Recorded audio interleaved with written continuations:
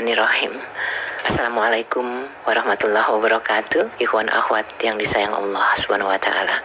Alhamdulillah wa syukurillah kita dikaruniai kesempatan berada bersama-sama di acara perlindungan anak yang hadir 2 minggu sekali, yang mudah-mudahan mampu membuat kita lebih mengoptimalkan peran kita, entah di rumah sebagai ayah bunda, entah sebagai orang-orang terdekat di lingkungan atau dimanapun. Sampai saat sekarang kita masih sering sekali mendengar begitu banyak anak-anak yang belum mendapatkan kenyamanan di dalam perjalanan mereka. Seperti biasa, tidak lupa kita lantunkan salam selawat kepada Nabi kita, kekasih junjungan umat Muhammad Rasulullah Sallallahu Alaihi Wasallam beserta keluarga dan kerabatnya. Dan seperti biasa juga perlindungan anak menghadirkan Dr. Hamid Patilima, SOS MSI, di mana kita kenal beliau sebagai pakar pengembangan kota layak anak. Sekarang sudah ada bersama kita. Assalamualaikum warahmatullahi wabarakatuh. Waalaikumsalam. Apa kabar Bunda? Alhamdulillah. Jadi banyak masih miris kita mendengar berita dan informasi terkait dengan anak-anak kita di penjuru Indonesia ini. Hari ini kita akan lanjutkan bahas yang mana nih? Tentang 2 hal lagi, yaitu anak korban kejahatan seksual dan anak korban kekerasan fisik dan psikis. Insyaallah. 2 topik mudah-mudahan tuntas, tapi kalau toh tidak, masih bisa dibahas di 2 minggu yang akan datang di acara kita. Jadi bagaimana nasib anak-anak kita yang mendapatkan, yang menjadi korban fisik dan psikis, sekaligus juga yang menjadi korban kejahatan seksual. Mari kita simak. Silakan Pak Hamid. Baik, terima kasih Bunda. Bismillahirrahmanirrahim. Assalamualaikum warahmatullahi wabarakatuh. Waalaikumsalam. Pendengar radio Rasil, TV Rasil di mana saja berada, terutama yang ada di kota Batam, kota Palembang, kota Pontianak, di Jabodetabek, kota Sukabumi, kota Semarang, Magelang, Yogyakarta, Bondowoso, dan Banyuwangi. Insyaallah hari ini kita akan berbagi informasi terkait masih tentang 15 kelompok anak yang perlu mendapatkan perlindungan khusus. Dan dari 15 itu, 2 yang hari ini insyaallah kita bahas, yaitu terkait dengan anak korban kekerasan fisik dan psikis. Lalu yang kedua insyaallah terkait dengan anak korban kejahatan seksual. 2 topik ini menjadi topik yang mendapat perhatian terutama dari Presiden dan seluruh kepala negara, terutama pada saat ratifikasi Konvensi Hak Anak pada tanggal 25 Agustus tahun 1990 melalui keputusan Presiden nomor 36 tahun 1990. Khusus penjelasan terkait dengan kekerasan ini ada di pasal 19 Konvensi Hak Anak. Lalu kemudian ayahanda dan bunda, kalau lebih dalam lagi kita mendalami bahwa anak ini perlu mendapatkan perlindungan dari mereka-mereka yang beringas, mereka-mereka yang masih suka merendahkan martabat manusia, yang di sana ada anak, yaitu Undang-Undang Dasar tahun 1945 pada amandemen kedua, tepatnya pada tanggal 18 Agustus 2000, itu ada satu pasal bunda, yaitu terkait dengan pasal 28B ayat 2. Di sana ditekankan adalah bahwa anak itu, setiap anak harus terlindungi dari kekerasan dan diskriminasi. Terkait dengan 2 hal ini juga menjadi sumber utama yang menyebabkan anak-anak kita mengalami kekerasan, baik fisik maupun psikis. Apa hal yang perlu kita perhatikan kalau kita menemukan anak-anak yang menjadi korban kekerasan fisik dan psikis sebetulnya sangat sederhana. Kalau kita menemukan ada seorang anak sangat agresif terhadap temannya, atau ada anak yang suka membantah, atau anak itu dia ringan tangan kepada temannya yang lain, atau ada anak yang dia itu apapun yang dimintakan kepada dia, dia suka melawan. Kemudian ada yang semakin parah itu, ada beberapa hal itu, ada anak yang mulai menarik diri. Kalau kita menemukan ada anak-anak seperti ini, sesungguhnya mereka itu sedang meminta tolong kepada kita, bahwa dia menjadi seperti itu, sebetulnya dia adalah korban kekerasan fisik maupun psikis. Ambil contoh Bunda, anak itu tidak bakal dia menjadi orang yang agresif kalau sebelumnya tidak diagresifin oleh orang yang ada di sekitarnya. Lalu siapa nih orang-orang yang perlu kita dekati agar anak-anak ini tidak menjadi korban kekerasan fisik maupun psikis? Tiada lain, yang paling utama itu adalah kedua orang tuanya, ayah dan bunda. Ayah dan bunda yang menjadi pendengar Radio Rasil hari ini, kalau pernah, ini kita perlu garis bawahi, kalau pernah merendahkan anak kita, minimal berkata saja kepada mereka. Kalau bisa anak itu kita peluk, lalu kita minta maaf atas perbuatan kita terhadap diri anak itu sendiri. Lalu atau ayah atau bunda pernah berkata kasar saja kepada anak kita, atau hanya berkata membuat anak itu merasa terendahkan, itu yang kemudian membuat anak menjadi korban kekerasan psikis. Psikis. Lalu mungkin pernah bunda tidak menjewer langsung ke telinga atau ke badan anak, hanya menjewer jarak jauh, dan anak itu merasa dia termalukan, jadi dipermalukan di depan publik. Nah, itu menjadi pertanda bahwa kita pernah melakukan, atau kita menjewer langsung, atau yang paling gampang bunda, ambil sendal terus anak itu disambitin. Nah, ini menjadi ini sebetulnya yang sering kita lihat, kita dengar, atau kita saksikan.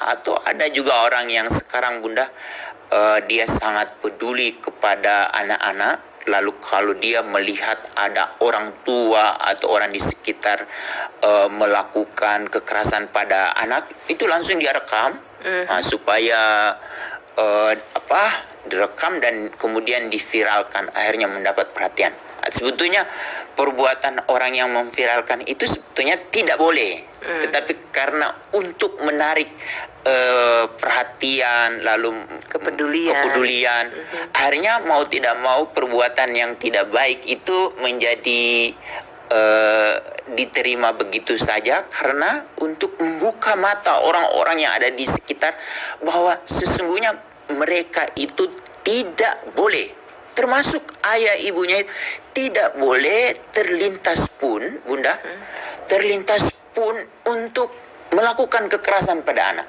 karena nanti dampaknya itu luar biasa. Itu yang perlu mendapat penekanan. Yang pertama, ayah dan bunda sebagai pendidik pertama dan utama, terlintas pun untuk melakukan perendahan atau melakukan kekerasan pada anak itu tidak dibenarkan. Karena anak itu dia dilindungi oleh konstitusi Undang-Undang Dasar tahun 1945. Kita belum berbicara undang-undang operasionalnya. Baru Undang-Undang Dasar saja kita sudah melanggar hak konstitusi. Itu yang pertama yang harus kita tekankan. Yang kedua, Bunda, ini kakek nenek. Kakek nenek memang mereka sangat baik pada cucunya, tapi kadang-kadang mulut atau kadang-kadang juga suka menyindir. Itu sebetulnya perbuatan yang tidak dibenarkan dan tidak dibolehkan kepada cucu kita. Ini menjadi penekanan. Lalu kadang-kadang juga ada paman, ada bibi yang mungkin dia mungkin lebih dia punya pengalaman dulu bahwa kalau melakukan hal seperti ini ya harus seperti ini, dan itu yang harus dia paksakan kepada keponakannya.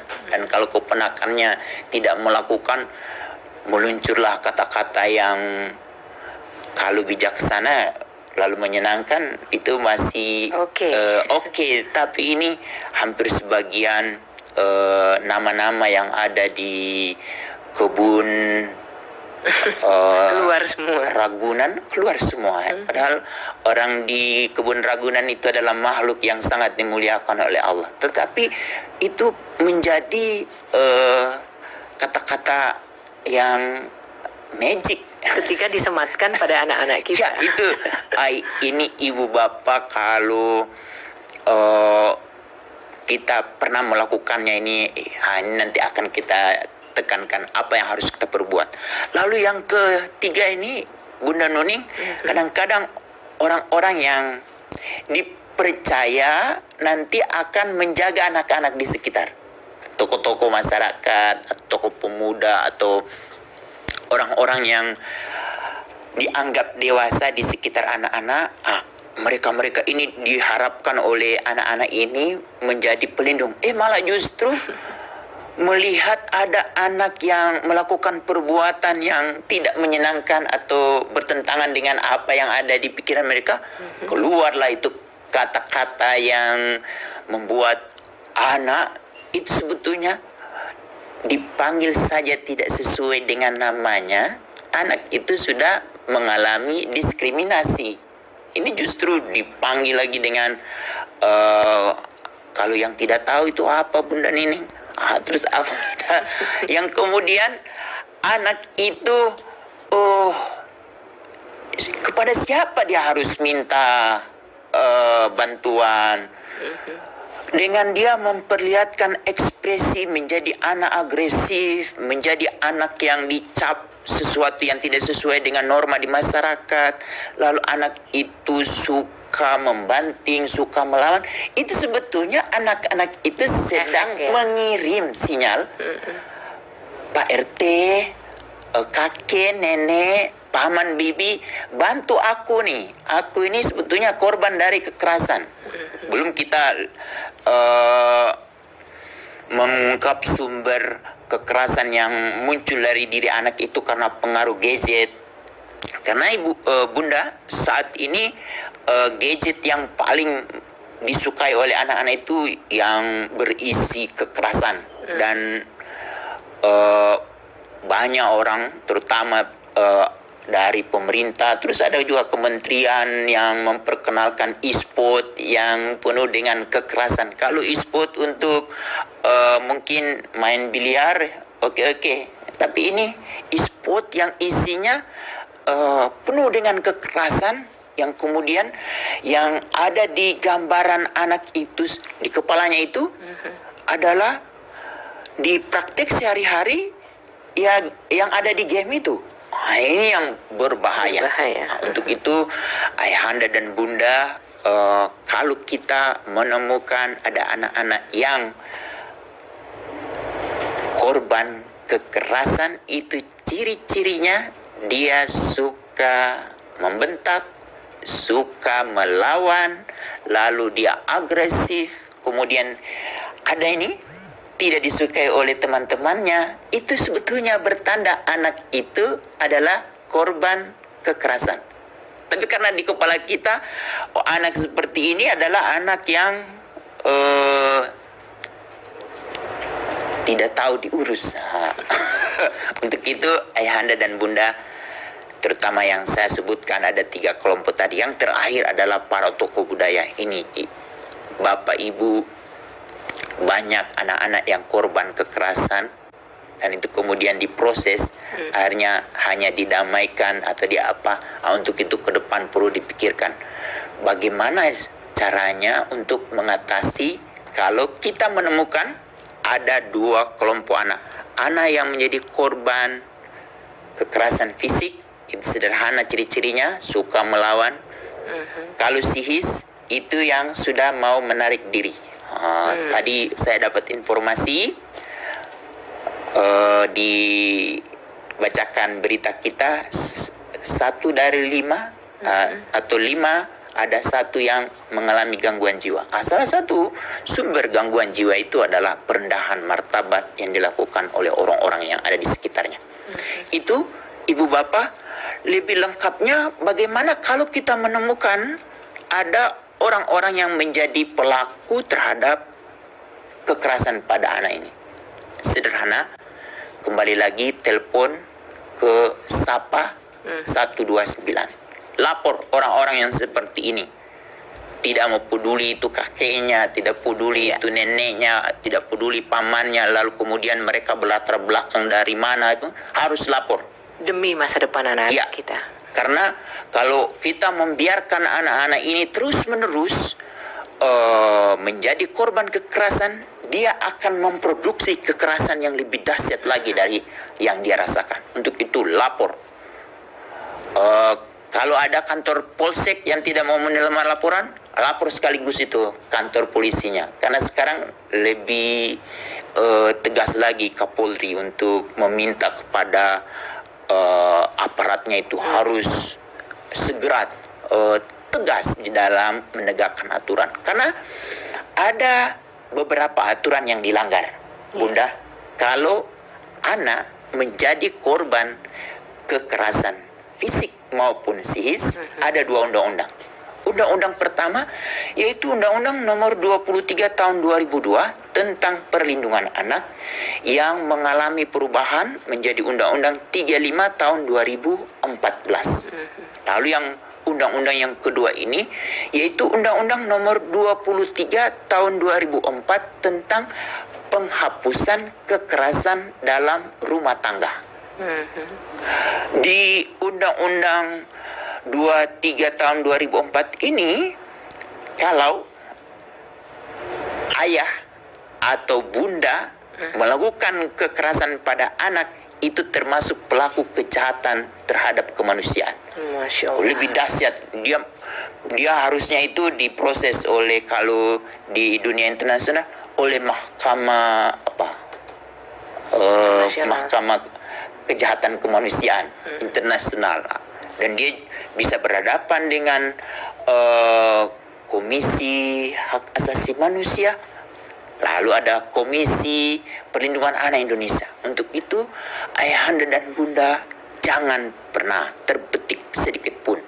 Lalu kemudian Presiden kemarin menerbitkan peraturan pemerintah nomor 78 tahun 2021. Coba ibu bapak yang ada di rumah ambil peraturan Presiden peraturan pemerintah nomor 78 2021. Di sana itu diatur terkait bagaimana menangani anak korban kekerasan fisik dan psikis. Selain tadi kita melaporkan, lalu anak-anak ini kita harus apakan? Kita harus informasikan ke UPTD PPA. Nanti di UPTD PPA itu mobilnya akan menjemput si anak korban kekerasan ini. Nanti oleh UPTD PPA anak ini akan di-assess. Jadi dia akan dikaji, didalami siapa yang menjadi pelaku. Para pelaku ini langsung akan disorong laporkan ke kantor polisi, dan yang akan menangani ini polisi khusus juga, yaitu harus ada di tingkat Polres. di tingkat polsek itu belum ada polisi yang mampu menangani itu. Di tingkat Polres di sana nanti si pelaku ini akan ditangani oleh namanya UPPA, Unit Perlindungan Perempuan dan Anak. Di sana mereka ada poluan, ada polisi laki yang sudah terlatih untuk mendalami kenapa nih pelaku kok tega-teganya dia melakukan kekerasan pada anak, baik itu fisik maupun psikis. Lalu yang kemudian di UPTD PPA ini, Bunda Nuning, si anak korban kekerasan ini dia akan didalami apakah dia mengalami gangguan kesehatan. Kesehatan itu bukan hanya dilihat dari fisiknya, Mental juga dari ya. kesehatan mental, spiritualnya, kemudian moralnya, lalu kemudian apakah dia mampu melakukan aktivitas keseharian. Lalu kesehatan sosial ini menjadi utama. Apakah kalau ketemu dengan orang lain ini Normal atau tidak? Di sana petugas kesehatan akan menangani. Lalu yang ketiga nih, kalau anak ini mengalami gangguan sosial, dia akan ditangani oleh pekerja sosial di rehab sos.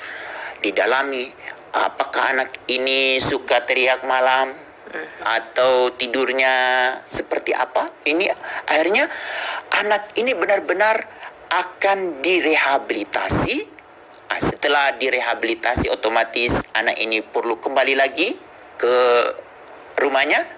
Pelakunya kalau orang tuanya berarti dia harus diproses, tapi kan ada tetangga sekitar yang di sekitar anak ini tidak mudah lagi untuk menyakiti si anak itu kembali lagi atau membuli. Karena kadang-kadang anak-anak korban kekerasan itu kan dia mengekspresikan diri dengan kekerasan juga, akhirnya dibenci oleh tetangga. Tetangga itu juga harus dibimbing, harus juga diberi pemahaman bahwa kalau kita menemukan ada anak yang agresif, suka marah-marah, atau dia suka mengganggu ketertiban, itu dia adalah korban kekerasan. Apa yang harus kita lakukan kalau kita menemukan itu? Ibu bapak, kalau kita menemukan, ajak anak itu secara baik-baik. Kita ajak diskusi 4 mata. Tidak boleh lebih dari 4 mata, karena 4 mata yang ke-6 itu nanti akan suka mengompori atau yang suka membumbui. Misalnya kalau Pak RT mengajak anak itu, ajak dia. Kalau anak gadis berarti jangan dengan Pak RT, harus dengan Ibu RT. Ditanyai, didiskusikan, lalu kemudian kenapa bisa seperti itu, dan akhirnya nanti si Ibu RT atau Pak RT meminta maaf atau si anak itu diminta untuk memaafkan orang-orang yang pernah menyakiti. Karena kalau si anak itu tidak memaafkan, itu yang kemudian akan terus-menerus trauma ya, darah daging pada diri anak. Terutama Bunda, hasil survei dari BPS tahun 2006, data itu sudah lama. Ada sekitar 53% anak-anak korban kekerasan itu yang masih tersimpan di diri dia itu adalah masalah dia tidak mau memaafkan orang-orang yang pernah menyakiti dia. Untuk itu, kalau ada yang nonton hari ini atau dengar pernah mengalami kekerasan, baik itu oleh ayah dan bunda karena ketidaktahuan mereka, atau oleh kakek nenek, atau oleh orang dewasa di sekitar kita, maafkan mereka agar kita menjadi orang yang terbebas dari pengaruh-pengaruh orang yang suka merendahkan kita. Dengan kita bersikap seperti itu, akhirnya kita akan melihat orang lain itu sama seperti kita, dan kita akan selalu meninggikan harkat martabat dari anak-anak atau orang-orang yang ada di sekitar kita. Dan yang paling khusus, kalau kita sudah menjadi ayah dan ibu, kita tidak akan pernah melakukan hal yang serupa yang pernah kita alami kepada anak-anak kita. Jangan dibalik. Banyak itu yang terjadi. Ya. Itu yang terkait dengan penanganan anak korban kekerasan fisik dan non-fisik maupun psikis. Lalu yang kedua sekarang adalah anak korban kejahatan seksual. Ini menjadi salah satu topik yang sangat menarik perhatian, terutama pada saat transisi dari Presiden SBY ke Presiden Joko Widodo. Waktu masa pemerintahan SBY, kasus awalnya itu kekerasan seksual, Bunda Nuning. Lalu kemudian pada masa pemerintahan SBY, aturan itu dirubah menjadi kejahatan seksual. Lalu kemudian kasus itu awal pemerintahan Jokowi melonjak.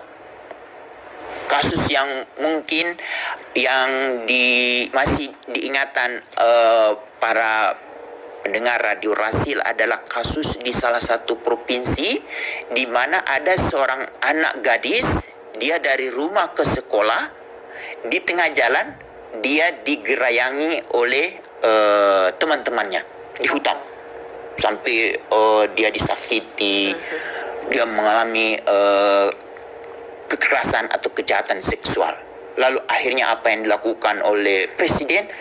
Beliau mengeluarkan peraturan pemerintah pengganti undang-undang yang kemudian oleh DPR disetujui menjadi Undang-Undang Nomor 17 tahun 2016. Untuk itu ayahanda dan bunda coba ambil gadget, ketik di Google Undang-Undang Nomor 17 tahun 2016. Undang-undang itu sudah mulai digunakan oleh teman-teman kepolisian untuk menjerat mereka-mereka yang menjadi pelaku kejahatan seksual. Yang kita dengar di masyarakat, kekerasan seksual itu adalah harus dirubah. Itu sudah ada aturan kejahatan seksual. Jadi mereka yang menjadi pelaku kejahatan seksual terhadap anak itu, Bunda Nuni, ada sudah mulai ada putusan yang dikeluarkan oleh hakim atas tuntutan dari jaksa, yaitu mereka yang menjadi pelaku kejahatan seksual itu dia harus 6 bulan sebelum keluar dari lembaga pemasyarakatan. Ini sesuai dengan peraturan pemerintah nomor 70 tahun 2020. Itu pertama dia harus dikebiri. Jadi disuntik dia supaya dikebiri pelaku kejahatan seksual ini. Itu yang pertama. Lalu yang kedua, dia harus dipasang gelang. Jadi dipasang gelang elektronik, jadi semacam chips gitu. Nanti polisi-polisi dipantau dari manapun. Ya, dipantau melalui gadget. Kemana saja ini orang ini berlalu lalang. Dia akan benar-benar, karena dia sudah melakukan perendahan martabat kemanusiaan yang paling tinggi, dan itu menjadi musuh kemanusiaan. Lalu yang ketiga, pelaku ini dia harus diumumkan ke publik. Ini yang kemudian kemarin pada saat membahas terkait dengan hal ini, bagaimana kalau si pelaku itu seorang ayah atau seorang bapak-bapak yang juga otomatis dia punya anak kan, yang harus dilindungi. Betul. Jangan sampai jangan sampai anak dari pelaku ini dia akan mengalami stigma lagi oleh masyarakat.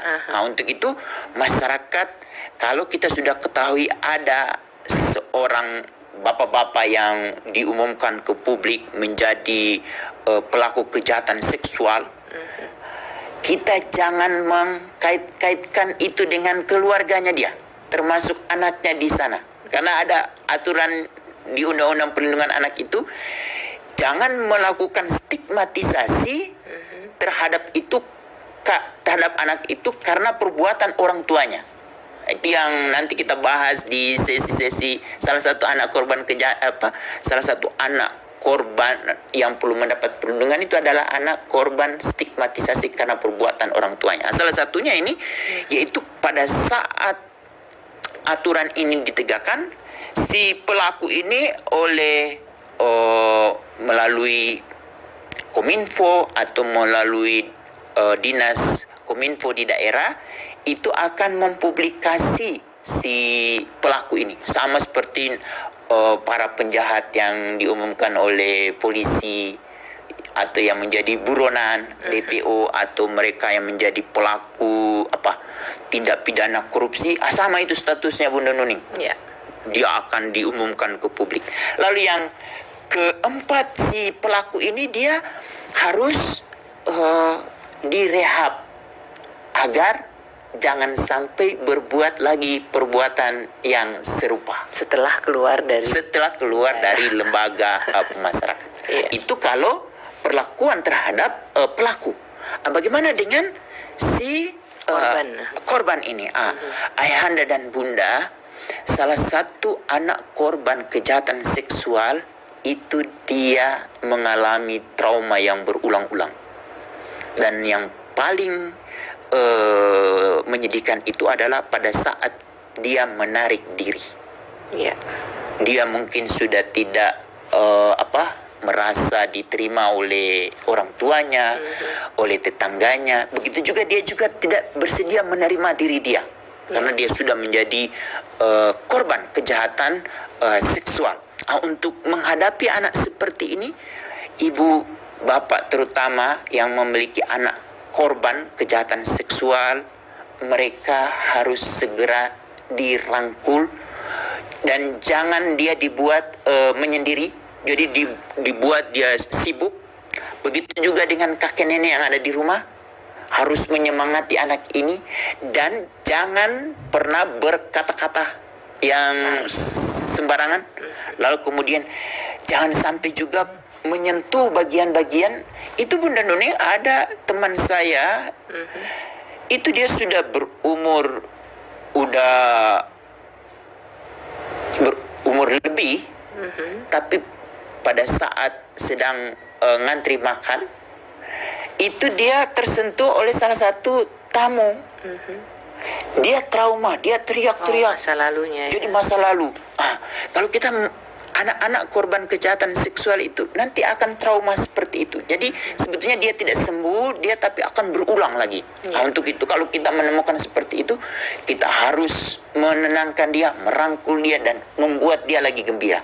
Bagaimana dengan tetangga yang merasa suci, merasa bersih, bahwa itu tidak bakal akan terjadi pada diri dia atau keluarga dia atau kepada anak dia. Jadi intinya dialah yang merasa akhirnya mudah itu mengeluarkan kata-kata yang kemudian membuat anak korban kejahatan seksual ini menjadi trauma. Untuk itu jangan pernah keluar kata-kata yang aneh. Kalau kita menemukan anak korban kejahatan seksual ini, kalau bisa, kalau pintu kita itu masih tertutup, buka seluas-luasnya untuk menyambut dia, menerima dia, lalu kemudian menyemangati dia. Dan kalau bisa jangan pernah menceritakan yang pernah dia alami. Karena itu Bunda, polisi saja itu kalau sudah diperiksa oleh psikolog, polisi itu tidak boleh bertanya berulang-ulang. Masih juga ada beberapa ada aparat yang belum terlatih untuk menangani ini, berulang bertanya untuk sehingga si anak jadi trauma kembali lagi. Untuk itu aturan kita udah clear. Kalau sudah ada orang yang bertanya untuk itu, si orang selanjutnya itu tinggal menggunakan dokumen elektronik untuk dijadikan dasar untuk membuat berita acara atau penuntutan. Lalu juga begitu, hakim tidak mudah untuk mengeluarkan kata-kata atau bertanya dengan pertanyaan yang vulgar. Itu kalau masih ada hakim seperti itu, dia belum punya sertifikat dan dia perlu harus dilatih. Untuk itu ibu bapak, polisi, hakim, jaksa juga harus diperkaya pengetahuannya, keterampilan dan sikapnya untuk menangani anak korban kejahatan seksual ini. Apalagi kita sebagai ayah ibu di rumah, kakek nenek, lalu paman bibi, keluarga yang ada di tetangga-tetangga yang dimana anak akan tinggal bersama kita itu, dia tidak boleh mengalami trauma. Ini menjadi penting. Untuk itu, melalui pertemuan kali ini terkait dengan anak korban kejahatan seksual, kita harus lebih super lagi untuk menjaga perasaan anak ini. Jangan sampai dia merasa korban kembali lagi. Kalau ini tidak kita lakukan, Bunda, anak-anak korban kejahatan seksual itu akan berakhir atau berujung di tempat-tempat yang dimana dia akan diterima oleh teman-temannya. Dia menjadi pekerja seksual atau dia menjual bagian tubuh dia untuk ke siapapun, karena dia sudah menganggap diri dia sudah bukan bagian dari masyarakat. Dan itu yang lebih parah lagi. Jangan sampai itu terjadi, karena dia sudah jadi korban, dia akan menjadi korban berulang karena pengabaian dari orang di sekitar. Demikian, semoga apa yang kita informasikan ini berguna. Masya Allah. Terima kasih sekali Dr. Hamid dengan bahasannya yang membuat kami yang sebagian besar bisa jadi masih awam ya teman-teman, bahwa ternyata penting sekali adanya forum anak yang memberikan informasi kepada kita semuanya. Dan kalau tadi dikatakan gunakan, manfaatkan SAPA 129 seoptimal mungkin manakala kita menemukan hal-hal yang terkait dengan anak-anak yang mendapatkan kejahatan dalam bentuk apapun oleh siapapun. Dan kita boleh langsung ke pertanyaan yang dikirim ya. Hari ini saya ingin tahu deh, banyak sekali orang mengupload foto anak-anaknya di media sosial. Apakah tidak ada konsekuensi logis bagi orang tersebut, entah kakaknya, ayahnya, ibunya, kalau kemudian anak kita tersebut entah karena luar biasa menarik, lucu atau apa, justru mendapatkan kejahatan, entah itu diculik, entah itu yang lain-lain. Sayang sekali tanpa nama. Ya. Baik, terima kasih ayahanda atau bunda yang bertanya. Ini pertanyaan yang menarik. Sejak tanggal 11 Januari 2005, Presiden SBY meminta Hasan Wirayuda untuk mengaktifkan ada satu pasal yang tidak diaktifkan oleh Presiden Soeharto waktu itu. Akhirnya pasal itu yang kemudian oleh Indonesia diterjemahkan dengan adanya perubahan Undang-Undang Nomor 3 Tahun 1997 tentang Peradilan Anak menjadi Undang-Undang Nomor 11 Tahun 2012 tentang Sistem Peradilan Pidana Anak. Itu yang pertama. Lalu yang kedua, ada undang-undang yang sangat mengatur terkait dengan jangan sampai mengupload, menyebarluaskan foto anak-anak di bawah 18 tahun. Yaitu Undang-Undang Nomor 10 Tahun 2012 tentang ratifikasi opsional protokol konvensi hak anak tentang penjualan anak, prostitusi anak, dan pornografi anak.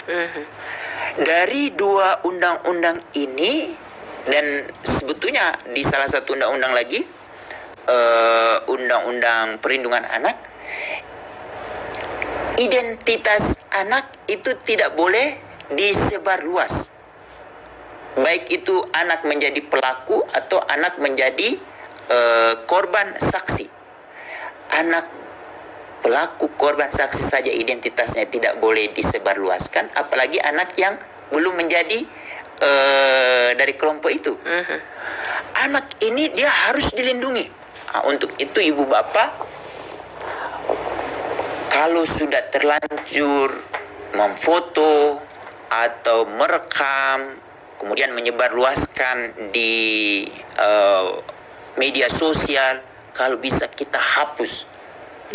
Hapus itu semua. Karena kita nggak tahu bagaimana orang-orang di luar sana menyikapinya ya. Pertama, ada orang tua yang iseng menjadikan anaknya mungkin lucu, dia ambil dari mana foto itu, kemudian dia jadikan stiker. Kebayang kalau itu adalah cucu kita. Ya. Kebayang itu kalau anak kita. Dan Bunda, anak saja baru dikata sesuatu kata yang saja dia tidak senang. Apalagi sekarang foto dia itu disebar luas tanpa izin dia, kemudian membuat dia menarik diri. Ini lebih dahsyat lagi pengaruhnya kepada anak kita sendiri. Untuk itu harus kita coba segera untuk sadar diri. Ini mungkin karena aturan yang ada di Eropa itu kalau mau motret sembarang anak itu tidak boleh. Kita belum punya.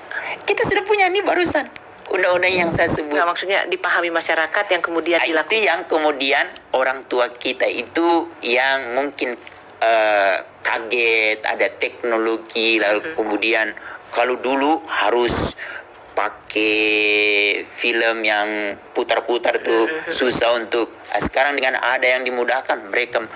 Dan ini kemudian tidak disadari oleh banyak orang tua. Untuk itu melalui pertemuan hari ini, Bunda, Ayah, Konvensi Anak pasal 16 itu anak memiliki hak privasi. Salah satu privasi dia itu yang kalau oleh undang-undang yang saya sebutkan tadi, identitasnya. Nama saja itu tidak boleh disebarluaskan sembarang kalau dia sudah menjadi pelaku atau korban, apalagi fotonya. Foto. Oh, ini karena untuk membangun kepedulian. Sama saja itu perbuatan yang kalau itu tersebar ke media. Sekarang teman-teman dari polisi, jaksa sebagai wakil negara itu belum menyikapi pasal 19 Undang-Undang nomor 11 tahun 2012 tentang sistem peradilan pidana. Itu hukumannya Bunda Nuning di pasal 97 itu 5 tahun, denda 500 juta bagi media yang menyebarkan foto anak. Jadi mohon untuk dipahami ya hal ini ya, bukan hanya bagi orang tua, tapi bagi siapapun yang akan mengupload apapun terkait dengan Foto anak. Foto anak. Kalau di YouTube sekarang dia punya kebijakan, kan ada, kemarin saya baca itu dia mengadakan lomba, lalu kemudian ada konten terkait dengan anak harus dipastikan ada informed consent. Ada persetujuan dari anak dan dari orang tua. Dan foto atau video yang dibuat itu hanya untuk kepentingan itu. Ya. Bukan untuk kepentingan buat yang buat rame-rame atau buat lucu-lucu, kemudian buat stiker. Mereka yang lalu dibuat potongan di yang sekarang TikTok atau apa itu sudah melanggar, menyalahi. Nah, para pelaku itu termasuk pelaku kejahatan. Cuma polisi, jaksa dan hakim belum ada yang menindak dan menegakkan aturan ini. Mudah-mudahan muncul awareness dari pihak-pihak yang memang diperlukan ini ya. Insya Allah. Oke, ini yang terakhir mungkin. Sekarang ini kita banyak mendengar berita kejahatan seksual yang dilakukan oleh aparat, guru, pendeta, ustadz. Bagaimana Pak Hamid melihat ini? Bagaimana kita melindungi anak-anak kita? Dan hukuman yang seperti apa yang akan membuat pelaku jera? Terima kasih. Ini menjadi isu sampai isu internasional. Ayahanda dan Bunda, kalau kita menemukan kasus seperti ini, kita langsung bangun sebuah pemahaman baru bahwa orang-orang yang menjadi pelaku itu sebetulnya dulu dia menjadi korban. Jadi dia sebetulnya sedang mendaur ulang apa yang dia alami. Untuk mengatasi persoalan orang-orang yang seperti ini, kalau di Islam itu ada aturan yang jelas. Dia tetap dihukum, tetapi masih koma Bunda Nuning. Ya, belum titik ya. Memaafkan. Jadi kita memaafkan orang-orang yang seperti itu Tapi bagaimana kalau itu tertimpa pada anak kita atau keluarga kita? Itu yang kemudian kita diberi kesempatan, keleluasaan untuk menuntut si pelaku. Tetapi pada akhirnya juga, kalau tetap akan berproses, anak yang menjadi korban itu akan menjadi korban berulang. Dan kemudian si pelaku juga akhirnya tidak sadar. Bagaimana kita menyadarkan si pelaku agar dia tidak menggandakan perbuatan itu pada masa-masa yang akan datang? Kita harus rehab dia. Dan itu menjadi tanggung jawab kita semua. Iya. Kita merangkul dia, kita mengawasi dia. Lalu yang korban ini jangan sampai dia akan mengalami hal yang serupa atau mengulang lagi perbuatan yang dia alami. Untuk itu kita harus lebih take care. Bagaimana kalau ada, bagaimana mengatasi jangan sampai itu terjadi? Cara yang paling utama mulai dari hari ini, ayah dan bunda jangan pernah memproduksi kekerasan terhadap anak. Pilihan diksi juga harus keren, tepat, nggak boleh melukai perasaan, harga diri ya. Kadang-kadang kita seperti yang tadi disebutkan Pak Hamid, yang nama-nama dari kebun binatang dibawa ke rumah. Ya. Kita harus pastikan anak itu jangan pernah merasa. Karena kalau dia tidak pernah merasakan, dia tidak pernah mendengar hal-hal itu, insya Allah tidak akan keluar dari mulut dia dan tangan dia. Jejak di dalam benaknya ya. Tapi bagaimana kalau anak itu sudah mengalami terpapar? Kita minta kepada dia, nah, apa yang kamu lihat terkait dengan kekerasan atau tambah lagi dua, Bunda Nuning, gambar-gambar pornografi, lalu kemudian ada hal-hal yang terkait dengan intoleransi, itu hanya ada di kepalamu. Jangan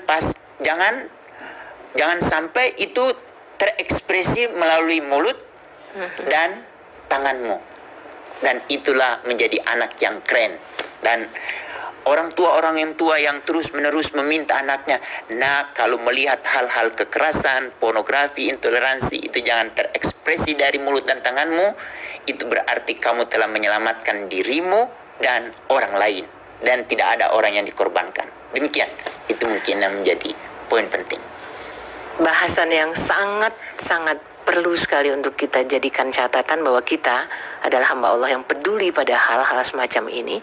Dan karena waktu sudah sangat terbatas, bisa jadi dirangkum tentang sedikit banyak apa yang sangat perlu untuk kita pedulikan. Pilihan diksi atau kalimat-kalimat dengan kata-kata yang menjadikan jejak tidak nyaman itu sudah pasti. Tapi adakah yang lainnya yang harus kami pegang? Yang poin penting pertama, ambil gadget, searching konvensi hak anak. Itu dokumen pertama supaya kita sama-sama memiliki informasi yang sama. Kedua, Undang-Undang Dasar tahun 1945 khusus di capture itu pasal 28B ayat 2. Di sana ada setiap anak berhak dilindungi dari kekerasan dan diskriminasi. Kemudian yang ketiga, Bunda Nuning, ambil di gadget kita Undang-Undang nomor 23 tahun 2002 tentang perlindungan anak dan Undang-Undang nomor 17 tahun 2016 tentang penguatan Undang-Undang perlindungan anak. Lalu yang terakhir, ini banyak tidak tersosialisasi, adalah Undang-Undang nomor 23 tahun 2004 tentang penghapusan kekerasan dalam rumah tangga. Mereka yang menjadi pelaku kejahatan di dalam rumah tangga itu adalah penjahat kemanusiaan. Untuk itu, ayahanda dan bunda, kakek nenek, bebaskanlah diri kita dari status sebagai penjahat kejahatan terhadap kemanusiaan dengan tidak pernah melakukan kekerasan pada anak-anak kita. Demikian, Bunda Nuning, semoga Allah memberikan cahaya kepada kita yang sudah lembut, semakin lembut lagi. Demikian, Assalamualaikum warahmatullahi wabarakatuh. Waalaikumsalam warahmatullahi wabarakatuh. Terima kasih banyak Pak Hamid dan Ikhwan Akhwat. Kepedulian kita adalah satu kontribusi yang baik untuk anak-anak kita. Jadi coba jangan tidak lakukan searching deh, seperti yang tadi ditawarkan Pak Hamid tentang konvensi hak anak. Ada undang-undang di pasal 28B yang mesti kita simak ayat 2. Kemudian ada juga yang di Undang-Undang nomor 23 tahun 2004, isinya apa? Pahami. Insya Allah kita akan berkontribusi pada kebaikan anak-anak kita mendatang. Terima kasih. Billahi taufiq wal hidayah. Wassalamualaikum warahmatullahi wabarakatuh.